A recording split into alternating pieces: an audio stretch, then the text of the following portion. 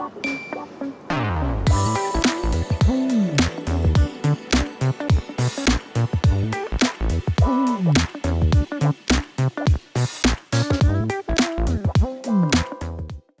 afternoon, everyone.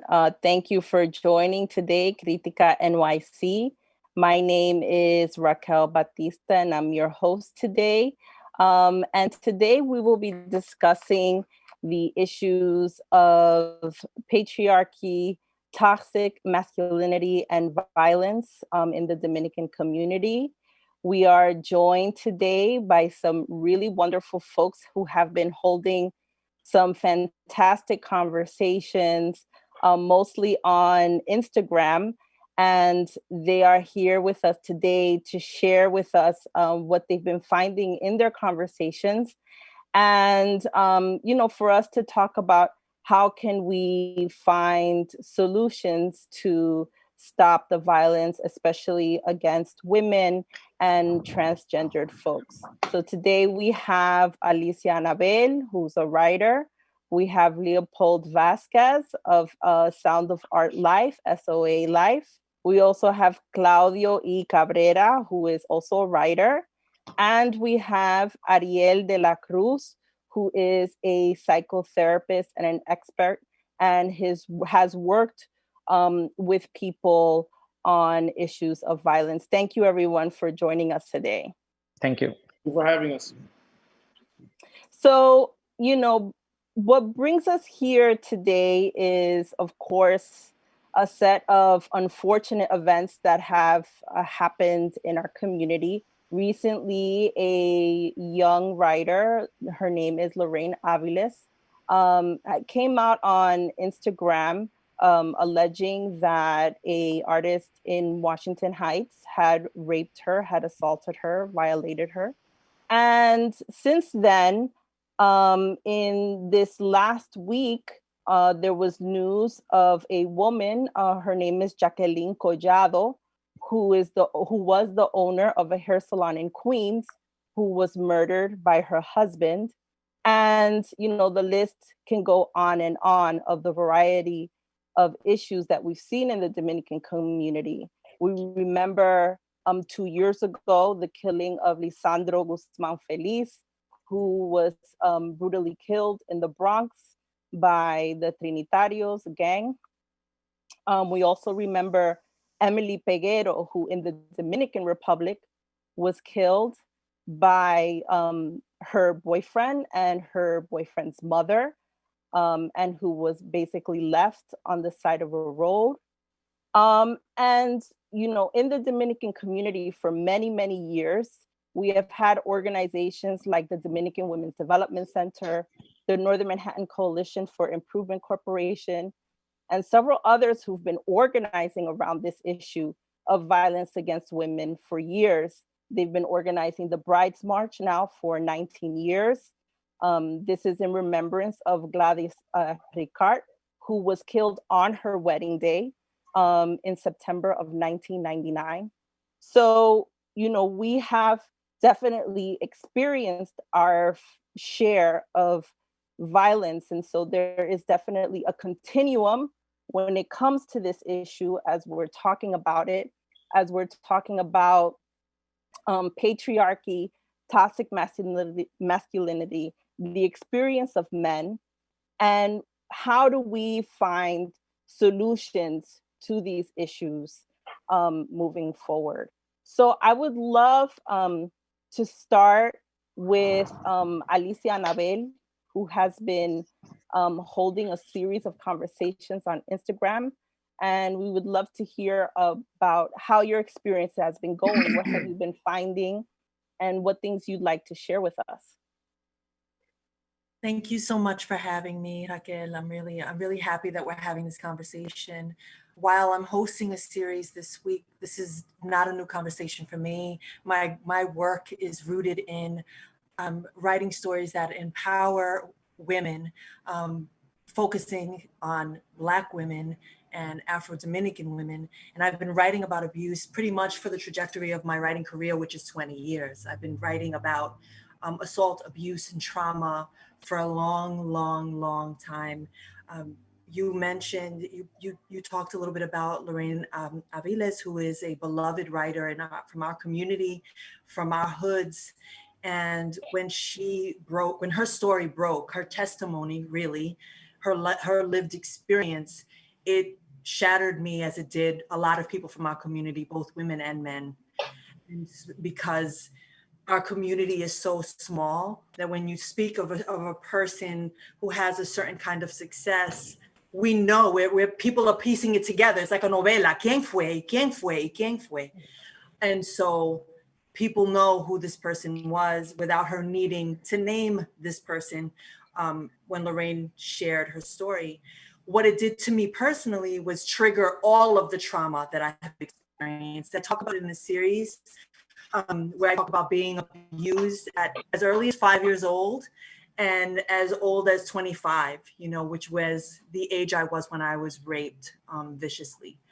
And so it was triggering, right? Because we had Lorraine share her story, and then women that I know and love in the community who were sharing their stories of abuse and sexual assault, and this like repetitive cycle of trauma over and over again. So much so que yo me tenía que salir de social media, because every other photo was a woman that I know with a photo with a signed survivor on, and it was like, La Doctora Griselda Rodriguez, Brujas of Brooklyn shared, Black Tina shared, and I was like, okay, tengo que tomar una pausa, porque it's like that statistic. It's like 1 in 3 women or 1 in 5 women are being raped or being murdered by a partner, right? And so I have a spectrum of abuse, right? I have sexual assault, but then I have physical abuse, and I have emotional abuse, and I have psychological abuse that has been passed on. And so this series actually came from, do you remember the video? There was a video that went viral a few weeks ago. There was a man, que aquí hay hombre, aquí hay hombre, aquí hay hombre. When the 2 Haitian women, Dominican women of Haitian descent, went to, there was a place in the Dominican Republic where they were together. They just wanted to hold space for the Black Lives Matter movement. And they wanted to give voice and shed light on George Floyd in the Dominican Republic, y la arrestaron a las dos mujeres. Na los nacionalistas, a los hombres dominicanos que fueron with a lot of violence and a lot of rage and a lot of hate. They arrested the 2 women, but it was what he was saying. He was amping up the crowd the night before. Vamos a la 10, aquí va, vamos a ver sangre en la calle, vamos a ver sangre en la calle. And I was like, whoa, bro, what? Aquí hay hombre, for me, is very triggering. I was traveling in the Dominican Republic with a love interest, a woman, who we were giving each other eyes, like you do with a lover, And there was a man on that carro público, on that bus, the public bus, que he was saying, aquí hay hombre, como que la mirada que yo le estaba dando a ella como mujer was disgusting, porque aquí hay hombre. There are men in this place, and you need to know that you're the way you live is not accepted. Fast forward, we would walk hand in hand, colonial, la misma cosa. So what do I do after Lorraine shares her experience and the women in my life? I decided that it was time for me to use my activism and my platform to hold a different kind of space. It would be very easy for me to come at it from a place of defense and offense, because I am a victim and a survivor of abuse. But I also am a healer, right? I'm someone who moves in the world and practices, where my work is rooted is in love and liberation and healing. And so how could I meet my brothers, my Dominican brothers, and see them as my father and my brother, who were both incredibly violent, would be my first experiences with violence at the hands of Dominican men, because I have fist fought my brother, and my father had beat me as a child. I mean, my last beating from my father, yo tenía 18 años, and I write about that. I title this event, Aquí hay hombre, interrogating Dominican machismo. So we could not only talk about the history of like patriarchy and sexism and misogyny and xenophobia and homophobia, and LGBTQ issues that are important to me in this conversation. But I thought, how amazing would it be for me to invite some Dominican brothers from our community to sit with me, a sister, and have this conversation in hopes that they could be vulnerable so that we together could unpack and I could kind of hear their stories. And there've been some amazing conversations. You know, today would be day 5. I close tomorrow. And to be honest, if I'm being transparent, it has been a lot of heavy lifting. It has been a lot on me spiritually. I know that it's important work and it's been beautiful. You know, Leo and Claudio had a real dope conversation for like 2 hours this week. Que también yo escuché, and I sat with them and they talk about it, which I think is so dope. It's a lot, you know, we're unpacking something that we understand to be rooted in patriarchy and 500 years of colonization, but how we are still perpetuating abusing, killing our women, they're killing us.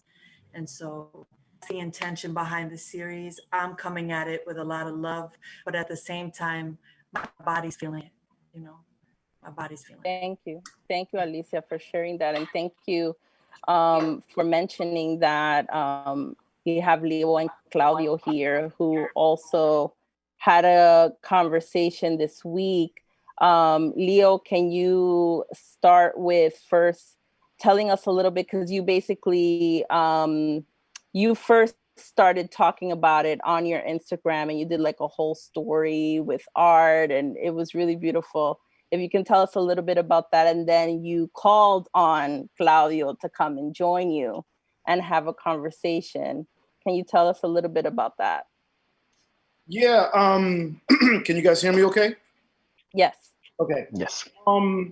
So, you know, with the events that have been, with the climate of what's been happening in our community, which is Washington Heights and Inwood, and, you know, with Lorraine sharing her story, it opened up kind of the floodgates, or I would say it kind of revealed these mirrors for men to take a look at things, especially because women have been so vocal about it.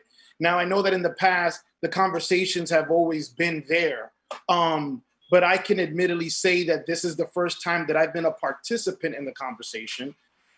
Because, you know, I guess I wasn't invited because I'm not a woman for the most part. But also, you know, now that we are men of a certain age and the world is taking a shift, it was kind of time to look in the mirror and say, you know, what's really happening here? And this cry for help from women that we love and women that we know and strangers for that matter. So I was sitting with my girlfriend and we were talking, and she really kind of put things in perspective for me, that this whole thing about toxic masculinity is not something that only applies to those who've been caught or been mentioned, but it's that even those that are in silence are complicit of that. And I had to really take a look at myself. And be willing to kind of peel the onion and get to the core and talk about issues and look into experiences that I've had in the past that I may not have been so proud of, whether I participated in them or not. Being aware of them and letting them slide wasn't okay. So, and there's a lot more to that, but so I was so triggered by a series of actions. And then on top of that, you know, as a father of a 13-year-old girl who's becoming 14 and a young lady who's entering high school, I have a selfish investment in this, because my whole investment is that at the end, I want to be able to see that even if things haven't moved 360, that just a couple of degrees is enough for my daughter to feel safer or to feel secure in the space that we're currently in, which is this patriarchal society that's been run by men and honestly doing a pretty messed up job about it. So just sitting on it for a while, because it's not something that this is for me. Honestly, this is not a trending thing. It's not something that while the buzz is going, we're gonna jump on here and hashtag, all these things. But for me, it's something that, like, as long as I got a daughter and as long as I have women in my life that I love, that I will continue to check myself and do whatever work I can do to kind of dismantle this structure that's been so damaging to women. And just in general, like, for men, we should be able to know that there's a potential for a greater, more peaceful, more harmonious world if things move a little bit. And it may be uncomfortable at the moment, but at least we're aiming to target something that is what we can all enjoy. Because if my lady's happy, then I'm happy. And if the women that I work with are happy, then I'm happy, because then there's really very little space for friction or tension based on this particular system that we're living under. And so what I did was I went on, like you said, Raquel, I went on Instagram and I just kind of let it all out.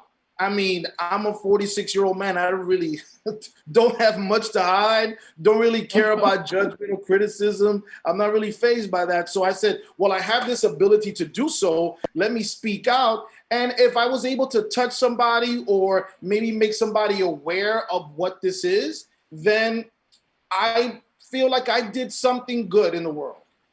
So obviously, because I'm in the art world and, engage in creativity, I flowered it up with a bunch of little cool images and whatnot. And it got a lot of attention, and I was happy to see that. But more primarily was the response from women about it was like, yo, thank you for speaking out. I had no idea, real talk, I had no idea that women were going to be so embracing to the idea of someone being honest about it. Like, it didn't occur to me that it was that important. It occurred to me that the message was important, but not that the feedback was going to be what it was. And after that, man, I was like, wow, I feel like this is really great. I'm going to call on somebody who's very like-minded when it comes to this topic and other things, but mostly this topic. And the topic is fresh right now. And I called my boy Claudio, and we just been speaking about it here and there. And I saw that there were so many dots that we connected on. So I was like, yo, so why don't we have a conversation? You and I, we are not experts. We're not sociologists. We don't study human behavior patterns. We don't even know. Honestly, the definition of toxic masculinity was new to me up until this week. So being that what it is, on behalf of probably 99% of the men in the world, let's talk about it. Let's talk about this real, raw conversation on who we are as men, not professionals in the field, but just regular men that practice this without even knowing that we're practicing it. So when we did that, honestly, again, the response was overwhelmingly beautiful and wonderful. And I was really moved and touched by how many, again, I want to emphasize this, how many women embraced us with this. But I have to be completely honest. The most disappointing thing about this conversation, both when I did it on my own and the other time when I did it with Claudio, was that it was the majority of women still having this conversation. So we're talking about a topic called toxic masculinity, but there's no masculinity in the pillars. It's just all women. So then I began to think to myself and having conversations with Claudio, the next biggest step for us is in our everyday lives is just touching more men with the topic, but touching men from a men's perspective, like saying, listen, as a man, very much like you, and a person who's embodied this disease, so to speak, I can tell you that there's a better way. I can tell you that there's a different point of view that can actually be better for us all if you're willing to at least have the conversation, do some self-reflection, and be willing to take a step in another direction. And so, you know, I don't want to hog up the conversation, but it's okay, Leo. But I think that this is a good moment for us to get to Claudio now. Claudio, thank you so much again for joining us. Why don't you tell us a little bit about yourself and then how you started to engage in this conversation with Leo, and also, you know, to know, like, what are you thinking about in terms of the future, right? How do you see yourself working on this issue? How do you think the community should start really looking at it? And in particular, Dominican men, right? How do Dominican men really start addressing this head on? Yeah, so first and foremost, you know, thank you for having me, obviously. You know, the chat that Alicia has been having this whole week with 5 to 6 different men is something that's extremely important. You know, men that are young, men that are older, men that have different experiences, and men that are coming forward, you know, with their own transgressions at the same time, whether they're small or big, right? And the conversation that I had with Leo the other day was really a conversation where we were, you know, really intent on being imperfect, right? We didn't want to go in there with statistics. We didn't want to go in there with a plan. We wanted to go in there and understand that we may be criticized for some things that we may say, right? But understand that we're a work in progress and we're trying to get to a better place. You know, quite frankly, for me, you know, I got to this place of really recognizing the toxicity of my own behavior because, you know, through intensive work in therapy, you know, I came to terms with the fact that I was a toxic male, but I never really did the work, right? I knew the moments when I showed up as one. I knew the moments when I showed up as one in real time. But I refused to do the work. And I wouldn't even say I refused. I'll say that I kept, you know, I'll say that I kept saying to myself that I'm toxic, but I'm on the lower rung of toxic, right? I'm not that toxic guy that does the worst things, right? I'm not the guy that's doing the inappropriate things that you may hear of.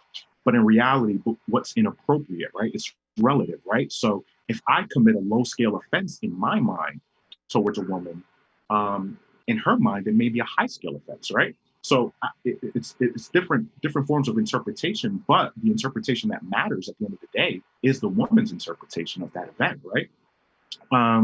You know, for me, it really changed for me when there was obviously the allegation that occurred a few weeks ago with my friend Lorraine, right? And you know, it obviously came at someone in the community who's considered of high stature and put me in a place where I had to say to myself, you know, am I not going to believe this woman and make up the idea in my head that she's doing this for attention?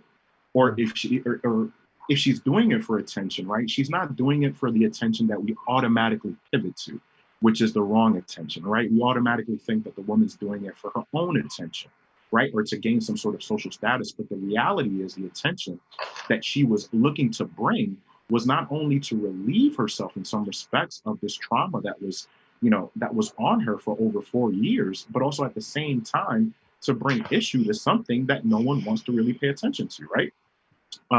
You know, so when I wrote this, you know, one of the main things I remember the day when I wrote my post titled Consent was that I was so scared of being viewed as non-machista by men, right? I felt like I was going to be looked upon as soft. I felt I was going to be looked upon as a traitor, as a sympathizer. And I was ready to sit out this whole conversation and not support a person that I knew was traumatized by this event just because of my male ego, or what you would call probably my frail male ego, right? And that's the psyche that's sort of been instilled in us. And that's the psyche that's been instilled in us, not by choice, but by society, and by the same time by people that may be family members at the same time. But the reality is that no matter if it's been instilled in us by society or it's been instilled in us by a family member, we have the option to make that change, right? And I felt really not that I was doing something that I felt was the popular thing to do. I felt it was the right thing to do. And just like Leo said, you know, it's really standing on the right side of history. I don't have a daughter, right? I'm not married, but I do have a mom and I do have a sister. And I do understand that those are typically the easy crutches to go to as a man, right? It's like, I have a sister, I have a mom, I would never do that, but I'm guilty of plenty of negative behavior in this toxicity realm of machismo, right? And I had to come to terms with that and understand that, just because I say I have a mom and a sister and I love them to death, that doesn't necessarily mean that I'm not committing, acts that are inappropriate in my past towards women at the same time. And I had to really confront that and really get to a place of self-acceptance, and then really get to a place where I'm saying to myself, how am I going to move forward? How am I going to combat this behavior within me, right? And that's really what something like therapy has been helping me with. That's something like listening to the chats that Alicia has had. That's obviously having the panels that we're having right now, obviously the chat that I had with Leopold. But the reality is that growth is uncomfortable, right? And for a lot of men, breaking that chain of comfort is really hard, right? But the reality is that we have to do it if we're going to move forward, especially in a community where not only where violence against women is the norm, but also when you look at femicide in general, out of the top 15 countries, 8 of them are from Latin America, the Spanish-speaking Caribbean, or Central America, right? So it's not necessarily just a Dominican problem, but it's a Latinidad problem at the end of the day. And it's something that we need to confront for sure. Thank you so much for that, Claudio. And now let's bring it to Ariel De La Cruz. Ariel De La Cruz is a therapist. And we, and I decided that, I thought it would be a good idea to bring an expert on, a person who has worked with people who have been impacted from both ends of the spectrum. Like Ariel, I also have worked with people on both ends of the spectrum in the legal realm. And I thought it would be good for us to include this part of the conversation, because as we're having this, we need to also hear from our professionals who've been really working at this for a long time. Thank you so much, Ariel, for joining us. Hello, everyone. Thank you for the opportunity. Definitely, this is a topic that touches everybody in different ways. I've been working in a mainly Latino community up in Rockland County, different ethnicity, different backgrounds. And the problem once it comes to a man feeling vulnerable is the same mental health stigma that many people might think of, right? When we think about therapy, when we think about the work that needs to be done, that part of that work requires for us to be accountable to our actions, right? As Claudio mentioned, therapy is a great venue for us to be able to be more intrinsic about what actions, what microaggressions, what are the systems that are keeping this toxic masculinity in place, right? As we look at the family environment, the communication style, the verbal abuse that the female experience, and sometimes the male, we're gonna take that away, but mainly perpetrated by males. Once it comes into a therapeutic environment, right? The first defense mechanism is, this is what I was taught, right? So those transgenerational messages that are being transferred over generation to generation normalize the experience for many of the female clients that I have seen, but also does the same thing for the male client, right? These patients are coming in with the idea, this is what I observed from my father when I was growing up, right? The early stages of our life are imprinted with this patriarchal system and the ways for us to keep it going. And it's hard for us to sit down and say, am I part of the problem? What are some of the behaviors that are contributing to it, right? The educational system, the religious system, the mental health system. How are those systems contributing to the fact that many females and males do not feel comfortable talking about their own actions when it comes to toxic masculinity? The Dominican Republic is plagued with it, right? And it's a taboo. Just as sometimes seeking mental health, talking about toxic masculinity is something that stays under the table, right? Forums like this, conversations on Instagram, we are bringing an issue that's been plaguing our society for so long. And it's hard to take the stigma out, but it's possible, right? In the therapeutic environment, we go for the non-judgmental approach, right? We are invited, but also psychoeducational takes place, right? We need to be able to educate the population at large, but it starts with us, right? It starts with us educating ourselves about the numbers, about the incidents, how much suffering, the breakdown of the family dynamic is based on this male masculinity, that the power must be controlled by one person, right? We still have that very early civilization ideas, or I'm the breadwinner, so you do what I said, right? The financial control, right? The will of power or abuse, as we call it, right? It's not only the verbal, it's enforcing in a more traditional Dominican society where I grew up, right? It's enforcing the economical control that many males exert over the female. And when we talk about economics, oh no, I'm the man, so I have to control, right? So there's a lot of systems that has to be looked at in order for us to come to a more workable area where we can sit down with a man and the man is not going to feel threatened, right? Because as you mentioned domestic violence, as you mentioned masculinity, toxic masculinity in, let's say, in a barbershop, right? People react to you like, oh, there he comes, siding with the females, right? That gender differentiation keeps the system going.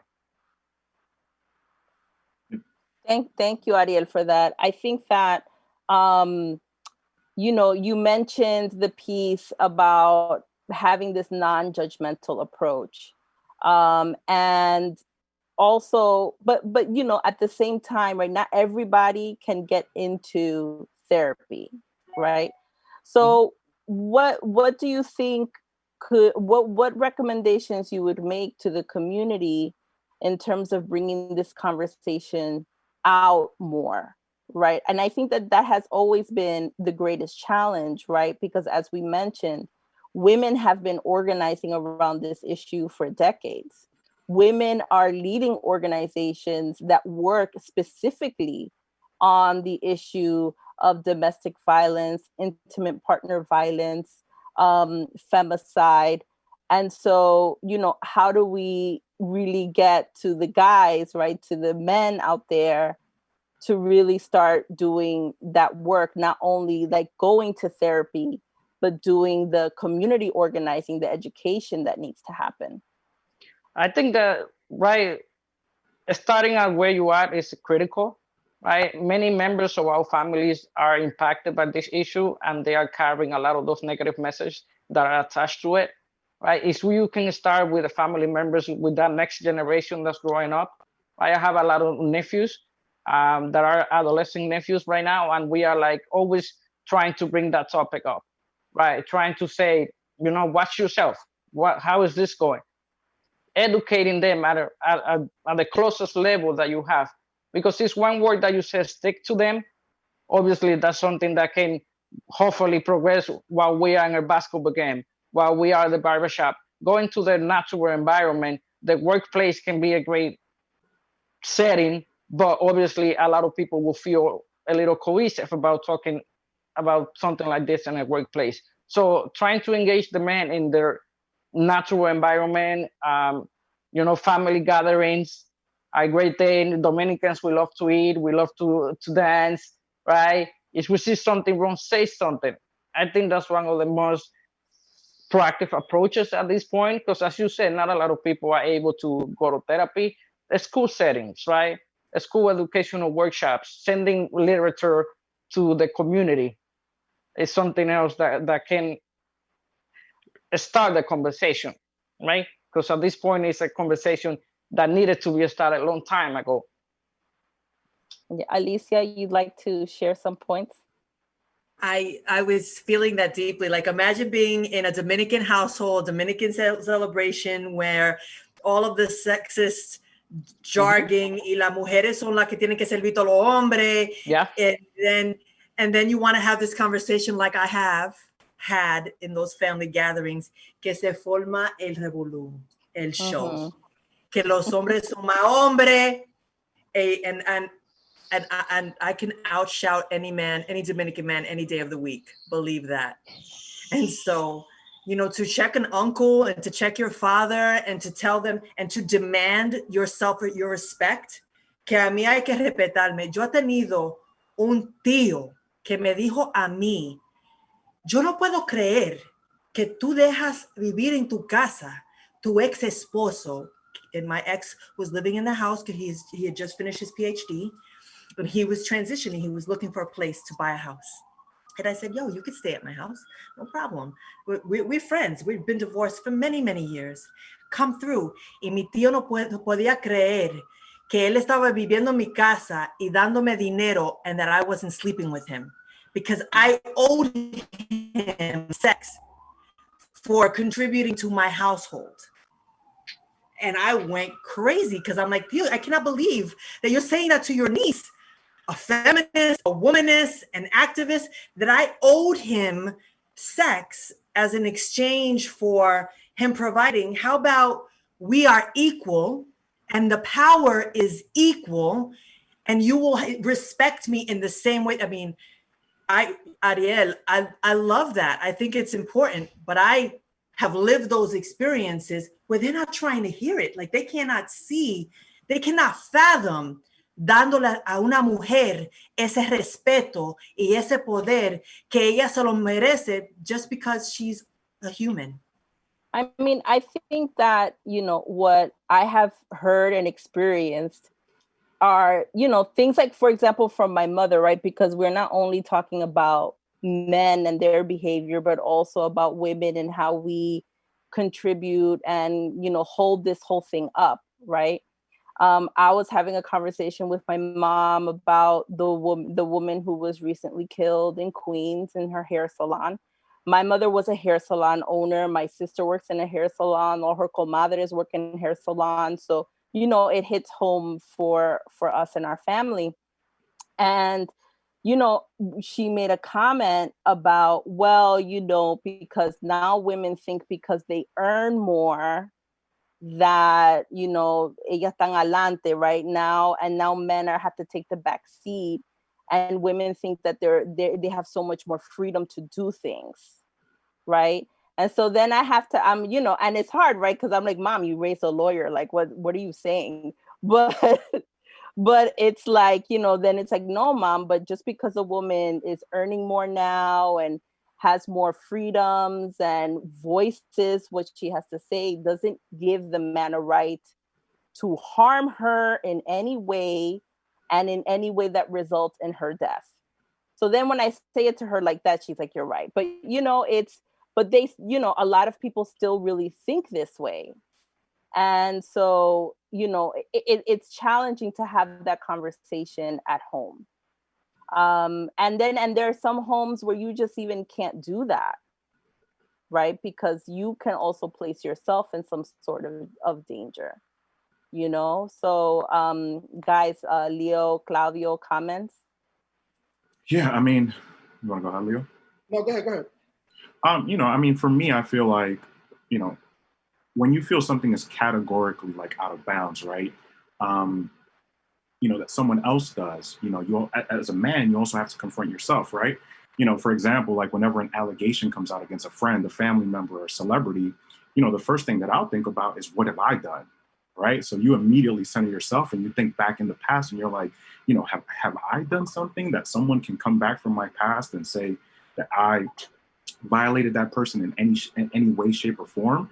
And then the other thing that I think is that we as men, you know, when we're bringing forth this conversation, and I think this space has to be really protected. And what I mean by that is that you can't necessarily have conversations with men about this topic if they're not going to be fully honest and open about their own transgressions, right? Because the only way that you're going to be able to explain that to a 50-year-old, 60-year-old, 70-year-old, 80-year-old Dominican man is by saying, you know what, I did this when I was young, and this is wrong. Right. And for them to be able to hear you say that and have a different viewpoint, they could potentially meet you in the middle at some point. Right. Now, the other thing that I'll say is that, you know, there's been a lot of criticism of how like white communities are reacting during like the George Floyd unrest. Right. So many times, you know, you'll have, you know, you'll see things that are passing like legislation or companies, you know, coming to terms with their lack of diversity and things of that sorts.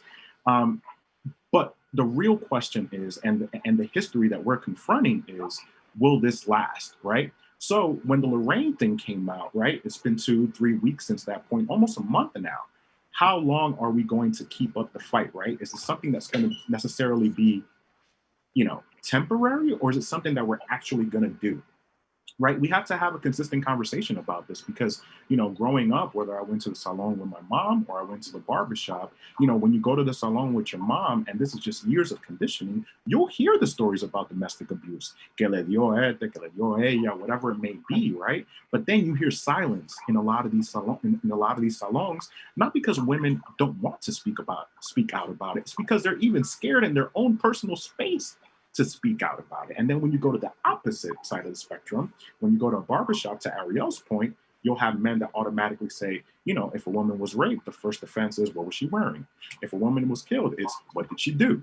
Right? So there's two opposite ends of the spectrum that are like not even remotely close to each other. So what has to happen is that you have to meet people at the places, like Ariel said, where people are gathering, in a sense, right? And additionally, one of the other things that I would say that's extremely important is that we as a people here, both men and women that are Dominican, have to realize the privilege that we have living in the United States, despite the injustices that occur against us in the United States, right? So we have this conversation, but is this conversation happening on Zoom in the Dominican Republic? Are the organizations here that are women-led organizations that are fighting against domestic violence, that are fighting against all these injustices, are these organizations as well funded in the Dominican Republic, right? So when we protest like we did in November, like we did in October against elections, or February, whenever it was in the Dominican Republic, we'll protest against those things, right? But we won't protest against the things that really, really matter at the end and are core to the fabric of Dominican society. And the reality is that, we think a lot about, let me contribute to this organization here, let me contribute to that organization here. But what about contributing to the organization in the Dominican Republic, where people will go to protest on the street and and you have a police state where governments will literally throw you in jail for just protesting, right? It may happen here on some level, but it doesn't happen the same way, right? You could bring attention to it. So there's a lot of things. There's media.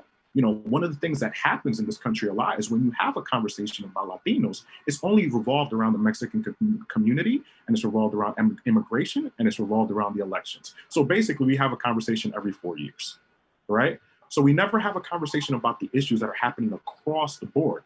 And that's another thing that we as a community have to take responsibility for. Education at the same time. We have to be able to go to schools and teach not only about the math and sciences, but teach about consent, because it doesn't necessarily start. Me and Leo are here having a conversation, Ariel, Alicia, but as men, Leo's 46, I'm 36. And it took me 2 years ago to really start understanding this. Right. So I led basically 16 years of my adult life doing this. And who knew how much I was doing it while I was, a young kid. So it really starts with teaching kids consent. It really starts teaching kids, simple things like don't ask, don't demand a hug, when you're 5, 6, 7, 8, or don't, a parent shouldn't demand a hug. They should ask for a hug. Right. And it's all about consent. So I think it's there's so many different parts of it, but I really feel that sometimes, we forget that we have so much privilege here, and the countries, there's developed nations like Mexico and there's developed nations like Brazil, but everyone else is not the same, right? The poverty here is not the poverty there. The injustice here is not the injustice there. The inequality gap, which makes women stay with partners who are domestically violent, is much higher in the Dominican Republic than it'll ever be here. So the fear is great, and the fear transfers over. So the reality is we have to invest as much in the Dominican Republic and fighting this fight over there, even if we're not physically there, as much as we invest over here as well. I agree, Claudio. Thank you so much. And so we have a few more minutes left, and I just wanted to bring up this question. Because just as it's hard for women, I know that it is also very difficult for men when in this situation and in trying to address this situation. When facing an accusation, right? How do they respond? Do you say, either way you respond, it's still not going to be sufficient. Can present future problems for you, right? And I'm putting on my lawyer hat here. How do you think people who are facing these kind of accusations, how do they address this? You know, how did they fit? And I'm asking Leo, if you want to answer, or Ariel, if you'd like to answer, you know, it's open. Mm-hmm. So your question is, how do men answer accusations, or how do they respond to that? Yes. Honestly, I have no idea. Only saying that because I've never been accused of anything, so it's hard for me to answer that if I'm answering your question correctly. But I mean, if I was just to put myself in that position, in all honesty, as simple as it sounds, is just being truthful. And you're not going to satisfy everybody's wants and needs with your truth. And it's not meant for that. It's meant to give you peace, inner peace in some capacity. So if someone accuses me of something and I said, well, I apologize, I did it, and that, you know, I'm going to work on what I'm doing, or I'm going to put myself in a place where I know I can seek help, or I think the very first step above all things is to come to grips with yourself. Forget the politics, forget the trends. It has to really be a human thing about yourself that you are becoming really clear with and honest, because after that step, that kind of opens the path to all the other steps you take leading you to a better place. But if you're trying to play politics or satisfy listeners, or, you know, use public relations of some kind or another to kind of like soften the blow, you're going to find yourself still running in place, not going anywhere. So for me, if I was in that position, or if I was accused of something, I would honestly say, hey, listen, if I did it, or if I know that I did it, I would say, listen, I'm sorry. I apologize. Whatever damage I might have caused you, I'm open to speaking about it. And let's explore the possibilities and resolutions as to what could put us both in a better place. But anything outside of the truth for me is like waste of time. Alicia, you want? I'll let Ariel, and then I'll go after Ariel. Okay. Well, yeah, I agree with Leopoldo. Being honest, right, is the first step, and also taking the actions that are going to change the system. Right? If you're being accused of something like that, that might be the opportunity for you to stop seeing a female as an object and seeing a female as an equal, right? Because equality is the only way that you're going to be able to say, if this happened to me, then this can happen to anyone else. But having the maturity, right, is very hard. Feeling vulnerable after an accusation of that matter, right, can open that door to say, yes, it is possible to make the change, and this might happen for some reason, right? I'm not saying admit to anything, say, right, but at the same time, taking that time to self-reflect and see what components of a bigger system am I adhering to as an individual, right? It's hard for us to say whether it's on a macro level, meso or micro level, right? The microaggressions, the mesoaggressions within the family, the macroaggressions within the political environment, especially in the Dominican Republic, the law enforcement, right? So all those components can help us analyze and say, this is the part of the system that is allowing me to behave this way. Alicia? So I am in the middle of a tremendous amount of grief. My brother died October 2018 of cancer. And one of the things that I witnessed watching my brother dying was how, with the cancer killing him and eating him up from the inside, his manhood was being threatened. He was beginning to lose his power. He was beginning to feel weak. Things that he could do, he couldn't anymore. you know, very basic things, right? Like he was losing his ability to eat. But his anger and his rage and his fury and that part of my brother, that power, still his intellectual and his mental capabilities, he were on point. He was so angry, and all he had left was his mouth. Esa boca que tiene el hombre dominicano que lo conocemos. Eso no es algo que I have to explain. It's a part of our culture. We see the way the exchanges are. Even in a family function, the way we speak to each other with love, es una gritadera, es un gozo, or downright frightening and terrorizing, right? For me, one of the things that I could give my brother is understanding why, is believing. I don't know this to be true because I'm not a doctor, but it was the anger and rage that killed him. It was his sexism and his mentality that killed him. Era un veneno que lo estaba comiendo por dentro, because that not wanting pride, that not allowing yourself to be vulnerable, lo estaba matando. And this other that I'm navigating is, why do they hate us? Why does the Dominican man hate us? Why is the Dominican man threatened by our power? So when you ask the question about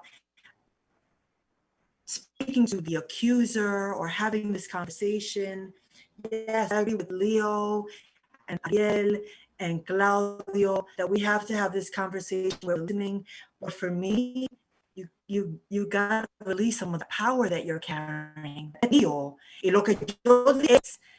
there has to be a willingness. There has to be a shedding. JP and I had an amazing conversation this week where he talked about the jabber. Carl Jung's the jabber. Like really look at shit por dentro para curarte, porque eso que is killing you, and outwardly you're killing us with femicide and abuse and toxic masculinity. And so my hope, forgiveness is the key, you know? Forgiveness is the key. Like this, like talked about love and liberation. That memoir I'm writing is called I Don't Give a Fuck, because that's what they say on a regular. I don't give a F. I don't give a F. I don't give a F. And so, yeah, there's a lot of work to do, but I'm hoping that this conversation can be had in very safe ways where the men are willing to tell the truth. Like Leo said, like, tell the truth. Yo, man up. Aquí hay hombre. Man up. Claudio, you would like to make a comment? You know, I think at the end of the day, you know, similar to what you asked Leopold, you know, there has to be a point, you know, when you know, and again, I've never been in the situation that the man that, you know, was obviously accused of that is in, but, you know, I think, you know, what ends up happening in a lot of these situations is just invalidation. And invalidation is something that Dominican women and Latina women in general just go through consistently on a daily basis, right? And I think, you know, we tend to think of just invalidation in the sense of like relationships or love, but they also happen at work. They also happen in your career, right? So it's something that's just across the board when you look at the system, right? There could be slight microaggressions at work that you're experiencing a similar microaggression at home, right? So it's really about examining our behavior as men on a day-to-day level. But at the same time, you know, you have to acknowledge, you know, whatever you are being accused of, number one, but at the same time, number two, you have to be willing to step into that and say to yourself, this is what I've done in my lifetime, right? Because you're not just going to sit there. And I think this is a lot of what happens is that, you know, you'll hear someone, a man, you know, say something like that he did, and someone else be like, oh, you know, I've never done such a thing. I've never done such a thing. I've never done such, and then 2 years later, they did the same thing, right? So it's like, we have to be honest with ourselves. You can't have this conversation, in my opinion, on an academic level. You can't just throw out statistics. You can't just say, this is what's happening here, this is what's happening there. And while those things are important and integral to the conversation, what really needs to happen is you being honest about what you've done. And if you're able to be honest about what you've done, if you're really willing to do the work, irregardless of your career, irregardless of your job, because I think that's a lot of the things that happen nowadays, right? A lot of the fears really come from the fact of what is the blowback that I'm going to get, not necessarily from the people around me, but what's the blowback that I'm going to get in my paycheck, right? Is my paycheck going to be here 2 weeks if I admit to this, right? Am I going to be able to pay my rent? Am I going to be able to pay this? And all of that is all centered in your power at the end of the day, and you not being able to control the situation. And once you're able to let go of the control of all of this is when you're probably able to step into a place of growth. Unless that happens, you're really just going to stay stagnant. And it's just something that's going to continue, to occur. Can I say something? Yes, you have 1 minute. Okay, just really quick. The one thing that I really want to address is the importance of, like I said, I live in the hood. I'm uptown. So it's really important that we stop preaching to the choir. It's really easy and nice and comfortable to talk to men who are understanding of these things. But what we need to really break through is those that are not. In the last 2 weeks or whatnot, I've spoken to maybe 7 guys on the block, like dudes that are doing what they do on the block, and then, just kids overall, and just touching the topic of it. And there's been obviously major questions like, what are you talking about? I don't even know what that means. So something as fundamental as talking to the people that really need it and explaining the basics, and like Claudio said, getting out of this academic mindset that we have to kind of engage in conversations that feel really comfortable. The best thing about our conversation this week was that it was uncomfortable for me to be so vulnerable and put myself out there in front of a bunch of people whose first name I don't even know. But it was so important and powerful because I think people felt that they truly believe that there's a possibility that men can move from where they are and willing to share the table with everybody else. But that came from this rawness. So I'm going to continue to be out there in the street and talking to kids and to grown men, just in very simple, light, real, raw men conversation, because I think that's where it starts. Excellent. Thank you so much for that, Leo. Can I add one thing before you? Real quick, I just want to respond to that because language is very important. Words are very important. So the fact that we're sitting with people who are willing to have conversations, for me, I'm willing to have conversations with any Dominican man at any level, whether it is an elder or whether it is a young boy. So we have to be very careful with language, because anyone who's showing up to have this conversation about toxic masculinity, and in terms of Dominican men, I'm thrilled that they're having it. I just wanted to say that. Excellent. Well, first, I want to thank all of you for joining us today. I want to thank the Manhattan Neighborhood Network for giving us this platform to have this conversation. I also wanted to let our audience know that if you are in a situation where you are a victim of violence, please, if you're in an emergency, call 911. There is also the New York State hotline for sexual assault and domestic violence. The number is 1-800-942-6906. And in Washington Heights, we have several organizations that work with women, the Dominican Women's Development Center and the Northern Manhattan Improvement Corporation. Both do critical work on domestic violence issues. And I hope to see more organizations, collaborations, this kind of work being supported by our elected officials, by foundations, by individuals, for us to really support the men who are doing the work and to do the education that we need. And of course, to support people to get mental health services and to see a therapist. So again, thank you everyone for giving me of your time this on a Friday afternoon. I really appreciate it. And I hope everyone takes care and stay safe. Thank you. Thank you. Have a good weekend.